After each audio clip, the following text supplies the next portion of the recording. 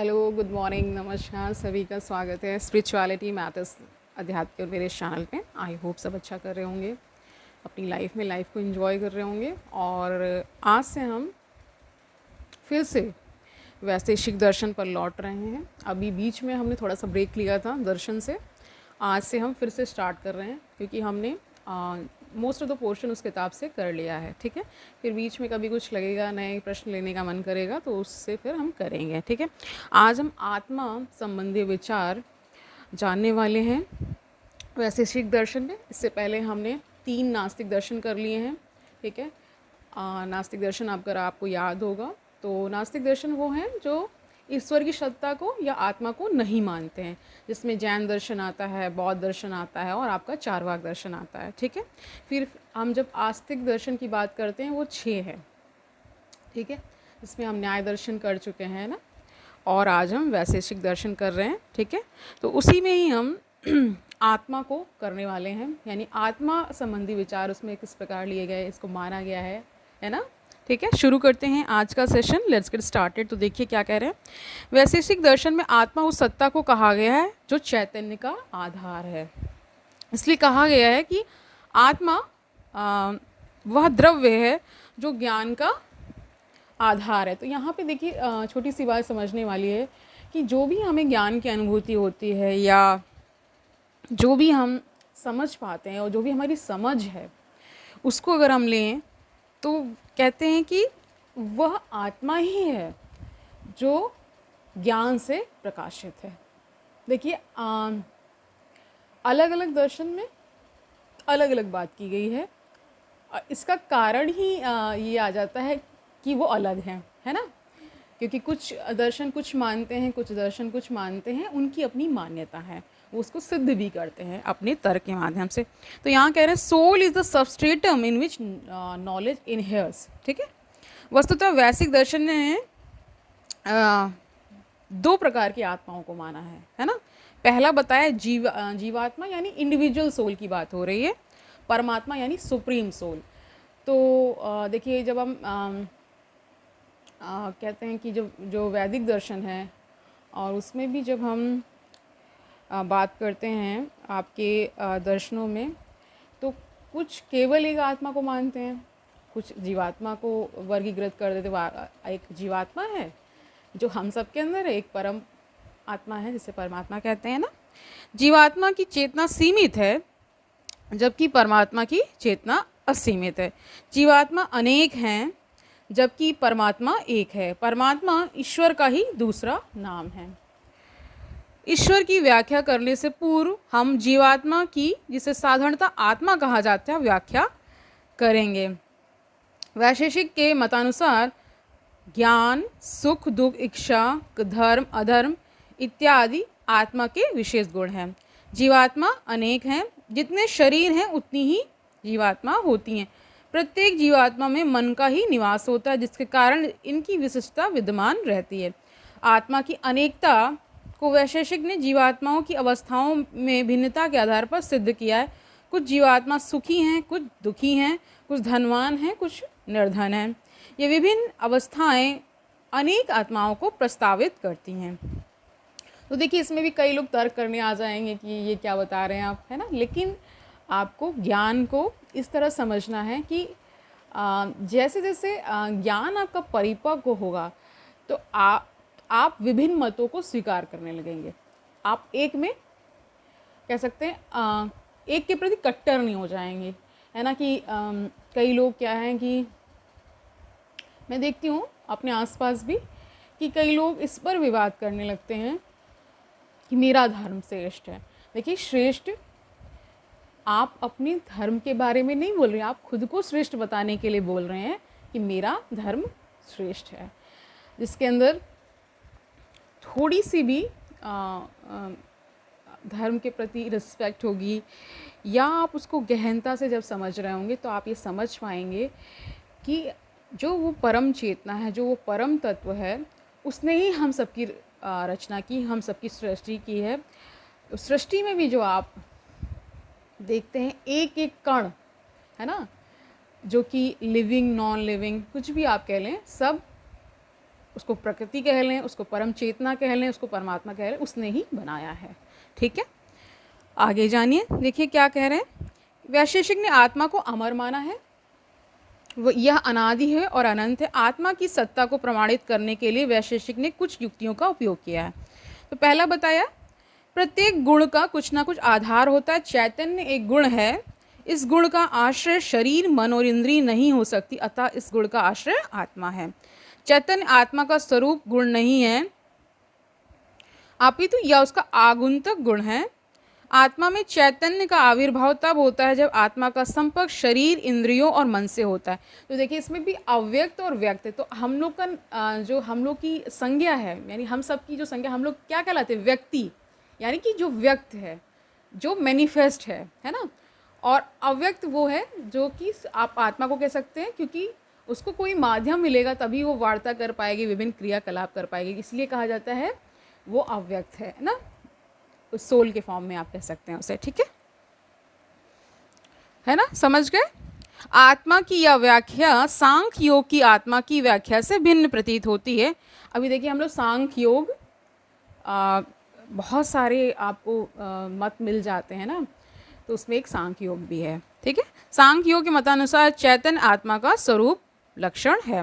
दूसरा बताया, जिस प्रकार कुल्हाड़ी का व्यवहार करने के लिए एक व्यक्ति की आवश्यकता होती है, क्योंकि कुल्हाड़ी तो अपने आप तो चल नहीं जाएगी, है ना। जैसे मान लीजिए कोई भी इंस्ट्रूमेंट है, तो ये जो आत्मा है वो इस शरीर को एक इंस्ट्रूमेंट की तरह यूज़ करती है, तभी वो अपने आप को जाहिर कर पाती है, यानी व्यक्त कर पाती है, तभी तो हम सब व्यक्ति कहलाते हैं। ठीक है, आगे जानिए, कह रहे हैं कि जिस प्रकार कुल्हाड़ी का व्यवहार करने के लिए एक व्यक्ति की आवश्यकता होती है, उसी प्रकार आँख, कान, नाक आदि विभिन्न ज्ञानेंद्रियों का उपयोग करने वाला भी कोई होना चाहिए, वही आत्मा है। तीसरा बताया, प्रत्येक व्यक्ति को सुख दुख की अनुभूति होती है, इससे सिद्ध होता है कि सुख दुख किसी सत्ता के विशेष गुण हैं। सुख दुख पृथ्वी, जल, वायु, अग्नि, आकाश, मन, दिक् और काल के गुण नहीं है, अतः सुख दुख आत्मा ही के विशेष गुण हैं। चौथा बताया, नवजात शिशु जन्म के साथ ही साथ हंसता है और रोता है। नवजात शिशु की ये अनुभूतियाँ सिद्ध करती हैं कि इस जीवन के पूर्व भी उसका अस्तित्व था। देखिए हम सबको बहुत ही आश्चर्य होता है कि बच्चा क्यों इतना मुस्कुराता है ना। हालांकि कहते हैं कि जब बच्चा कुछ दिन का ही होता है, यानी वो जब जैसे ही जन्म लेता है, तो एक तो उसको बहुत कहते हैं कि साइंस ये बोलती है, या साइंटिस्ट ये कहते हैं कि उसको बहुत कम दिखाई पड़ता है, यानी कि उसका विज़न उतना शार्प नहीं हुआ होता है ना। जैसे जैसे फिर वो ग्रो करता है, फिर उसका विज़न अच्छे से पूरी साफ तरीके से उसको दिखाई देता है। ठीक है, वो कहते हैं कि सारे जो ऑर्गन्स हैं वो धीरे धीरे ही अच्छे से वर्क करना शुरू करते हैं। ओके, ठीक है, तो कह रहे हैं नवजात शिशु के साथ ही साथ कह रहे हैं नवजात शिशु जन्म के साथ ही साथ हंसता है और रोता है। नवजात शिशु की ये अनुभूतियाँ सिद्ध करती हैं कि इस जन्म के पूर्व भी उसका अस्तित्व था, इससे आत्मा की सत्ता प्रमाणित होती है। परमात्मा को ईश्वर कहा गया है। ईश्वर की चेतना असीमित है, जबकि जीव की चेतना सीमित है। वह पूर्ण है, वह दयावान है। ईश्वर ने विश्व की सृष्टि की है, ईश्वर ने वेद की रचना की है। ईश्वर जीवात्मा को उनके कर्मों के अनुरूप सुख दुख प्रदान करता है। ईश्वर कर्म फल दाता है। ईश्वर के अस्तित्व को प्रमाणित करने के लिए वैशेषिक दर्शन में युक्तियों की व्याख्या हुई है।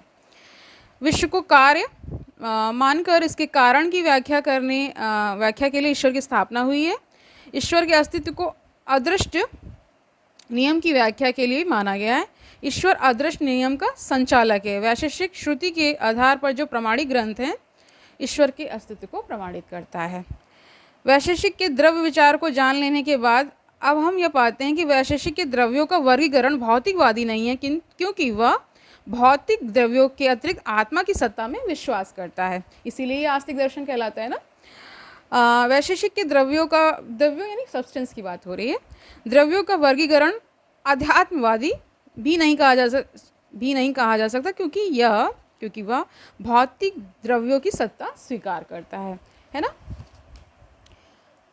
वैशेषिक का द्रव्य विचार वस्तुवादी है। वस्तुवादी का मतलब है कि थोड़ा सा रियलिस्टिक भी है और ऑब्जेक्टिव ऑब्जेक्टिविटी भी आप इसमें पाते हैं। वस्तुवाद उस दार्शनिक सिद्धांत को कहा जाता है जो वस्तुओं का अस्तित्व ज्ञाता को से स्वतंत्र मानता है। वैशेषिक का द्रव्य वर्गीकरण वस्तुवादी कहा जाता है क्योंकि वह द्रव्यों की सत्ता को ज्ञाता से स्वतंत्र मानता है। वैशेषिक का द्रव्य विचार अनेकवाद का समर्थन करता है। वैशेषिक द्रव्यों की संख्या अनेक मानता है। द्रव्य को 9 प्रकार का बताया जा रहा है वैशेषिक दर्शन के अनुसार, ठीक है। इसमें पृथ्वी, जल, अग्नि, वायु, आकाश है ना, ये जो 5 महाभूत हैं वो तो हैं ही। फिर दिग, काल, आत्मा और मन। ये जो दिग काल है इसको स्पेस एंड टाइम बोलते हैं ना, ठीक है। देखिए हम सब एग्जिस्ट तभी कर पा रहे हैं जब हमारे आसपास स्पेस है। स्पेस में ही हम मान लीजिए एक सिचुएशन वैसे इमेजिन करना थोड़ा मुश्किल है, बट इमेजिन करिए कोई स्पेस ही ना हो तो हम भी एग्जिस्ट नहीं कर पाएंगे, कोई भी ऑब्जेक्ट एग्जिस्ट नहीं कर पाएगा ना, ठीक है। समझ गए होंगे, ओके फाइन। अब देखिए कर्म जो हम नेक्स्ट जो हम लेने वाले हैं, कल हम उसको करेंगे, वो है कर्म। इसका जो कर्म संबंधी विचार क्या वैशेषिक दर्शन में हम पाते हैं उसको जानेंगे, ठीक है। बहुत सारा आपने पढ़ लिया होगा, बहुत सारा ज्ञान आपने अर्जन कर लिया है, बहुत सारा ज्ञान मुझसे ले लिया होगा, और हम ये समझ पा रहे हैं कि आपको थोड़ा थोड़ा याद भी मुझे कराना होगा, यानी पिछला जो है उसको मैं याद कराती चलूँगी, क्योंकि कुछ उसके बेसिक पॉइंट्स आपको याद रहने चाहिए, तभी आपको ये दर्शन समझ में आने वाला है, ठीक है। जैसे स्टार्टिंग में मैंने आज बता दिया आपको कि आपके 9 दर्शन टोटल हैं, जिसमें कि 3 आपके नास्तिक दर्शन हैं, जिसमें आत्मा या ईश्वर संबंधी विचार को नहीं माना जाता है, ठीक है, वो उसको नहीं मानते हैं। और 6 दर्शन जो आपके बाकी हैं वो आस्तिक दर्शन है, ठीक है। उसको हम जानेंगे, जिसमें कि अभी हम न्याय दर्शन कर चुके हैं और वैशेषिक दर्शन हम कर रहे थे, इसको आज हमने फिर कंटिन्यू किया है, ठीक है। आत्म संबंधी विचार को हमने जाना है, काफ़ी मुझे तो आसान शब्दों में मैंने समझाने की कोशिश की है।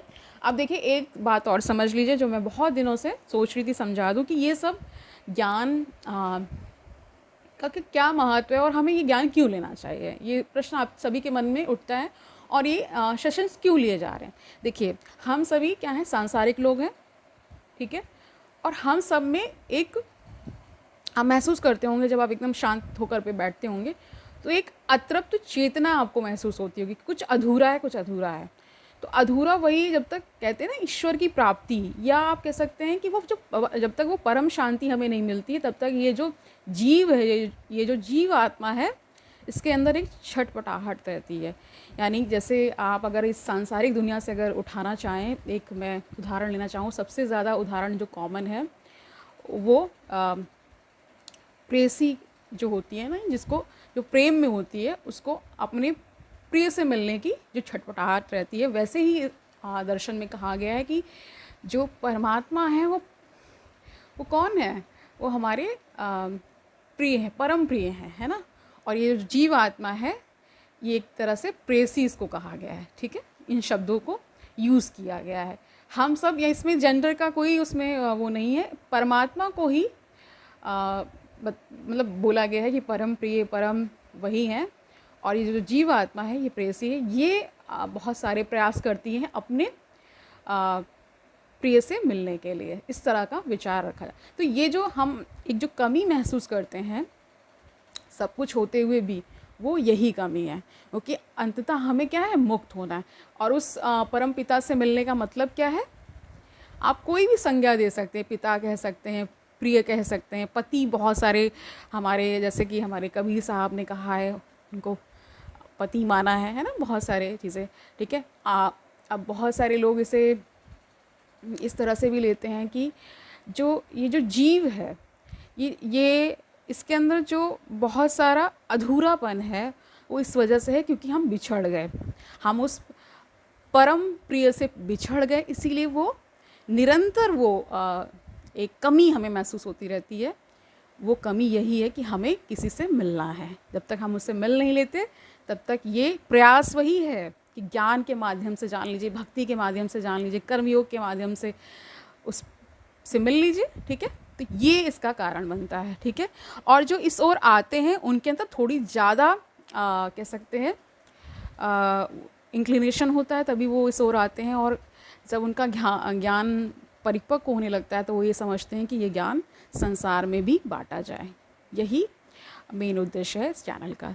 तो आज के लिए इतना ही रखते हैं, कल मिलते हैं। तब तक के लिए आनंद से रहिए, सुखपूर्वक अपना जीवन व्यतीत करिए, दूसरों को सुखी करिए। और ये भी याद रखिए कि सारे दर्शनों में वैशेषिक दर्शन का भी बहुत महत्व है और इसको हम और जानते रहेंगे, इसके बारे में और गूढ़ गूढ़ बातें लेकर आते रहेंगे, आपको इस ज्ञान से ज्ञानवान्वित करते रहेंगे। और इसी तरह एक सुंदर संसार तो हम बनाएंगे ही अपने आसपास, और साथ साथ अपने कर्म ठीक करते हुए दूसरों को भी प्रेरित करते रहेंगे। कल मिलते हैं, तब तक के लिए हरि ओम तत्सत।